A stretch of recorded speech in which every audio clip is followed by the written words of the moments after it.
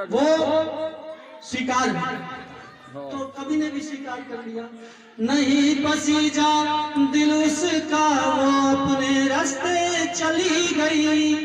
कहीं जरूर लगा होगा वो मेरे कारण चली गई। कहीं जरूर लगा होगा वो मेरे कारण चली गई।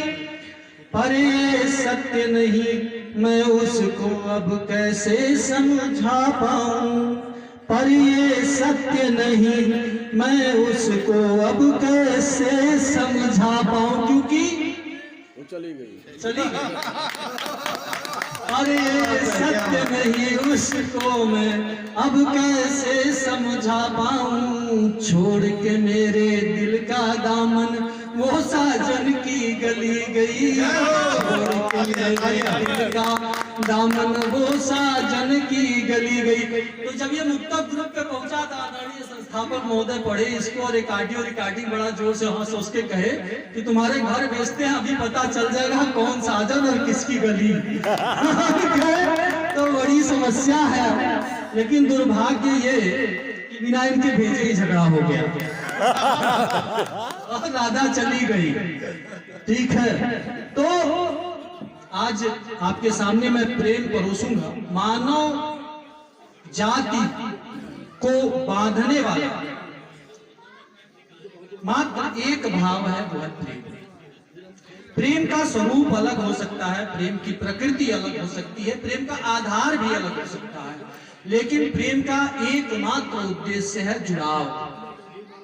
ये एक ऐसी भावना है, एक ऐसा शब्द है जो ऋग्वेद में उद्धारित वासुदेव कुटुंबकम की संकल्पना को साकार करता है।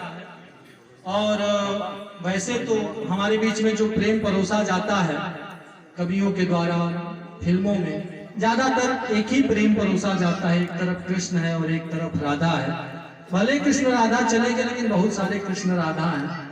और यहाँ भी आज उन्हीं कृष्ण राधाओं को जगाने की बात है। आप हमारे साथ रहिए और अपनी अपनी राधा को याद करिए। सुनाते हैं। स्वागत है धन्य, स्वागत है भैया, अगर हो सकेगा तो ढोलक पे हमारा साथ देंगे। राधा कैसे तुम्हें बुलाऊं, कैसे तुम्हें बुलाऊं, राधा कैसे तुम्हें बुलाऊं। प्रणय निवेदन प्रणयन विचरण लगती कल की बातें हो। प्रणय निवेदन प्रणयन विचरण लगती कल की बातें। खाली घर के हर कोने में इतना की बस यादें। हाँ, खाली घर के हर कोने में इतना की बस यादें। जिन यादों में तुम रहती हो, जिन यादों में तुम रहती हो, कैसे तुम्हें बुलाऊं, कैसे तुम्हें बुलाऊं, राधा कैसे तुम्हें बुलाऊं।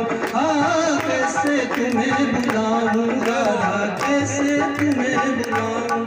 और राधा का जो साथ था वो कैसा था, बिना उसको समझे बिना राधा के साथ जो बिछड़न है, राधा के जाने के बाद का जो स्वरूप है, जो प्रकृति है, जो आकार है, वो नहीं समझ में आएगा। तो रोम रोम पुलकित होता था मधुर अधर खिल जाने पर। रोम रोम पुलकित होता था मधुर अधर खिल जाने पर। रोम रोम पुलकित होता था मधुर अधर खिल जाने पर। अंतर मन सुरभित होता था सांसों से मिल जाने पर। अंतर मन सुरभित होता था सांसों से मिल जाने पर।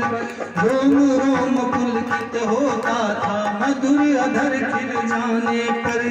अंतर मन सुरभित होता था सांसों से मिल जाने पर। हर धड़कन की तुम तड़पन हो, हर धड़कन की तुम तड़पन हो, कैसे तुम्हें बताऊं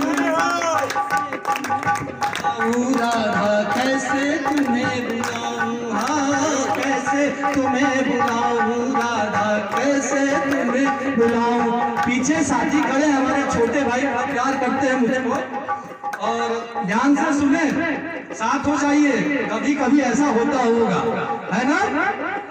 और राधा के जाने के बाद जो स्थिति होती है, डर, डर मतलब स्थान होता है, डर दर दर दीवार दरिया दर्पण में मैं बस तेरा नाम लिखूं, दर दीवार दरिया दर्पण में मैं बस तेरा नाम लिखूं, लिख कर नाम निहारूं तेरा शायद उसमें मैं दिख लूं, कर नाम निहारूं तेरा शायद उसमें मैं दिख लूं। और आखिर में एक तो बना के तीर गोड़ देते हो, चित्र बना फिर पागल दिल का, चित्र बना फिर पागल दिल का, उस दिल पर लुट जाऊं, कैसे तुम्हें बुलाऊं राधा, कैसे तुम्हें बुलाऊं, कैसे तुम्हें बुलाऊं राधा, कैसे तुम्हें बुलाऊं। लेकिन इसके बावजूद प्रेम का एक आध्यात्मिक रूप भी होता है जो हमारे अंदर होता है, एक उसकी पवित्रता भी होती है जो हमारे अंदर होती है, और यही उसका सर्वोच्च रूप होता है जिसमें पाना कुछ नहीं होता है, खोना सब कुछ होता है, जितना खोएंगे उतना ही आनंद आएगा। और उसी रूप को आपके सामने प्रस्तुत करने का प्रयास कर रहा हूं। प्रेम अमर कर जाओ मेरा मत